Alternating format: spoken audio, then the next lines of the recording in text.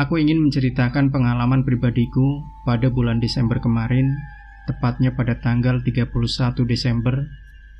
Sebelumnya aku dan kelima temanku, Oki, Ahmad, Rifan, Trisno, dan Gofur, berencana untuk merayakan pergantian tahun di puncak Gunung Gede. Pada saat pendakian sampai kami merayakan malam pergantian tahun, kami tidak terlalu mengalami hal-hal yang aneh. Meskipun sesekali terdengar seperti ada suara bebek di tengah malam, hingga akhirnya pada saat kita turun gunung, kami pun sempat beristirahat di sebuah tempat seperti lapangan yang luas, dan aku melihat jam menunjukkan pukul 15.00. Setelah 10 menitan kami beristirahat, kami pun melanjutkan perjalanan. Saat itu aku kebelet untuk buang air kecil, dan aku pun buang air kecil di bawah pohon yang tidak terlalu tinggi, dan pohonnya pun kering. Di bawah pohon itu ada sebuah lubang yang tidak terlalu besar, dan aku mengencinginya. Setelah selesai, tiba-tiba seperti ada yang masuk ke mataku. 1 menit aku memejamkan mata, aku pun merasa aneh. Sepertinya aku ditinggal temanku. Aku terus mencari temanku hingga hari pun mulai gelap. Aku yang hanya ditemani cahaya dari senterku terus menelusuri jalan yang gelap dengan sedikit berlinang air mata. Tiba-tiba saja dari kejauhan aku menemukan cahaya lampu.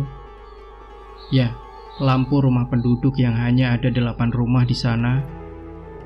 Aku pun kembali lega dan berjalan menuju rumah penduduk itu yang berbentuk seperti rumah panggung. Setelah sampai, aku langsung mengetuk pintu, dan keluarlah dari balik pintu seorang nenek yang belum terlalu tua.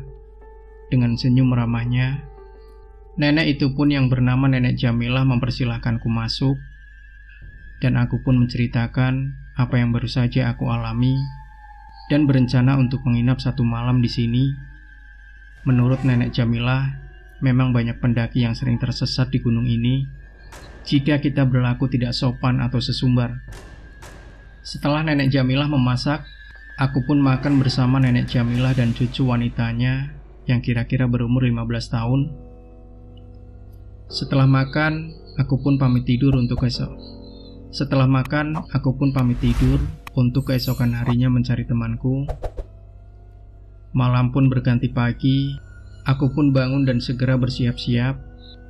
Nenek Jamilah menawariku makan, tapi aku menolaknya dengan dalih aku harus buru-buru mencari temanku.